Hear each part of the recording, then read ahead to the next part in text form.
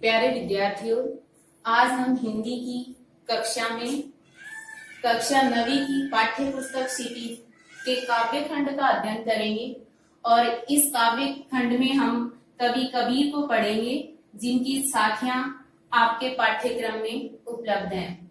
तो हम कवि की साखियों का अध्ययन करें उससे पहले हम इनके कवि परिचय के बारे में जानते हैं। संत कवि कबीर भक्ति काल की निर्गुण भक्ति धारा की ज्ञानाश्री शाखा के प्रवर्तक थे। निर्गुण भक्ति धारा में दो तरह की शाखाएं थी, एक ज्ञानाश्री और एक प्रेमाश्री। तो जो कबीर दास जी हैं वो ज्ञानाश्री शाखा के प्रवर्तक थे। इनके जन्म और मृत्यु के बारे में विभिन्न प्रकार की मान्यताएं हैं, कोई निश्चितता इनके जन्म और मृत्यु के संबंध में नहीं है।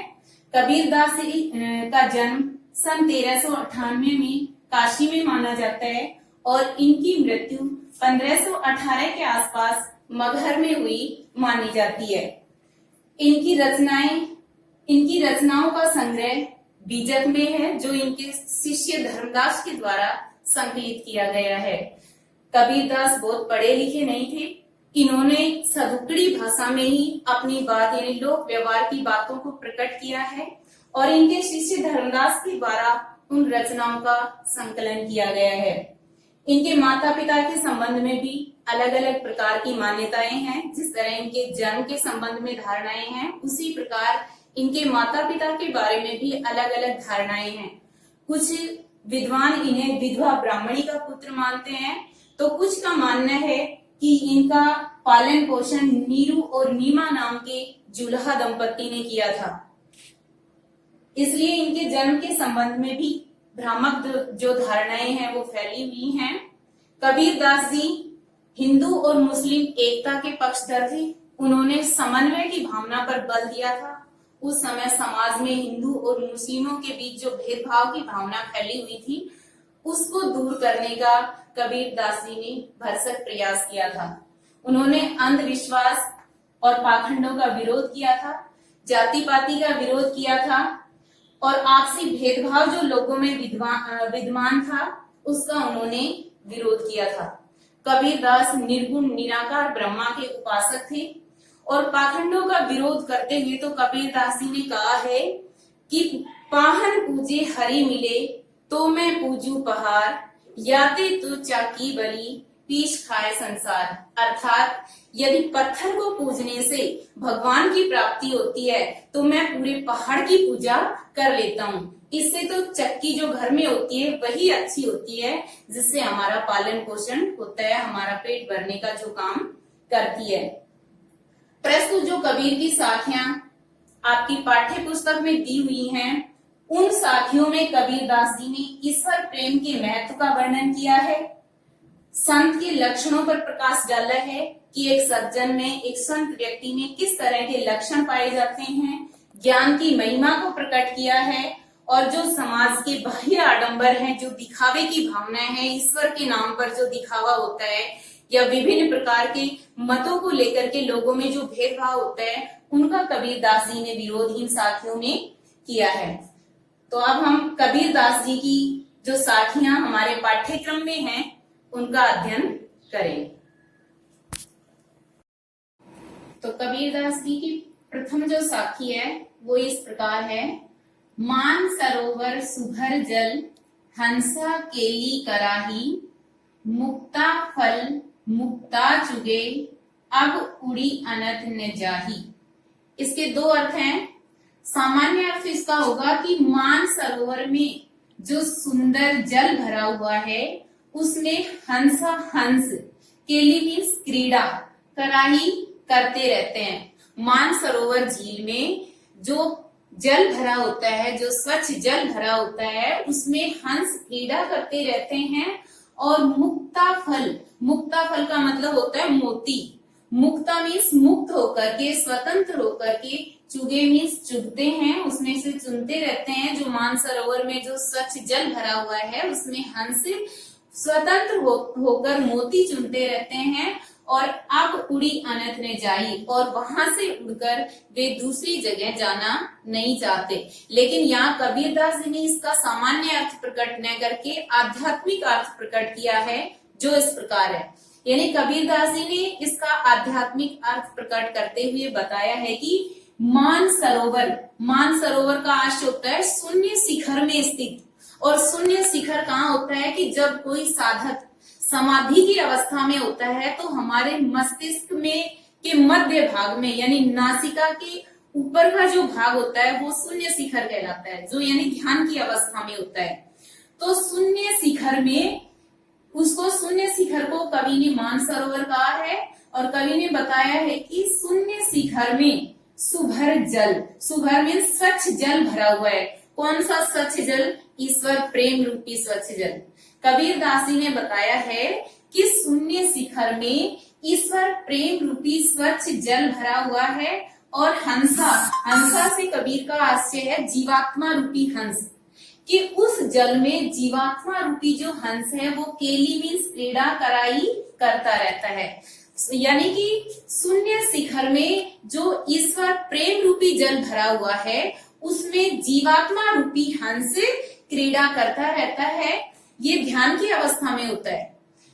मुक्ता फल का मतलब होता है मुक्त होकर, मुक्ता फल का अर्थ होता है मोती। मुक्ता मीन्स स्वतंत्र होकर के, चुगे मीन्स चुगता है। और ऐसी अवस्था में जो हंस यानी जीवात्मा रूपी जो हंस होता है वो स्वतंत्र होकर के ईश्वर भक्ति रूपी मोती चुगता रहता है।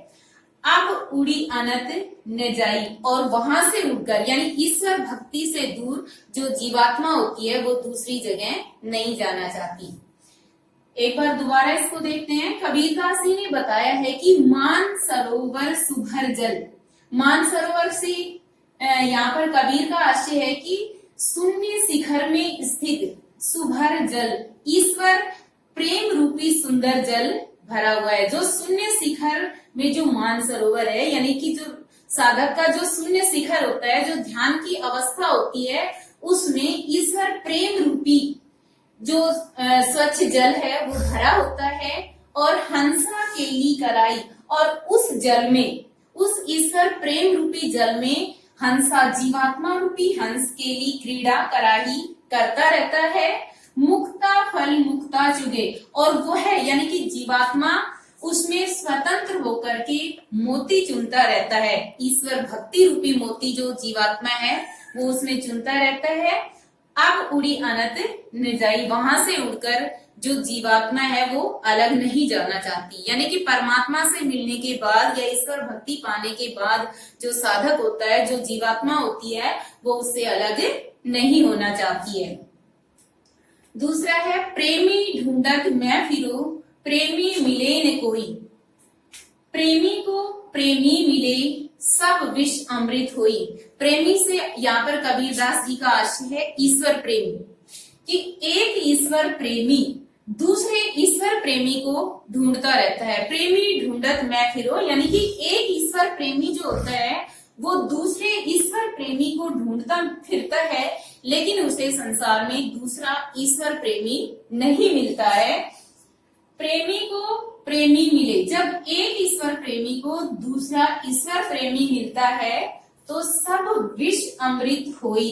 विष के अमृत होने से आशय है, विष मीन्स होती है बुराइयां और अमृत मीन्स अच्छाइयां। तो व्यक्ति में मौजूद जो बुराइयां हैं वो अच्छाइयों में परिवर्तित हो जाती हैं।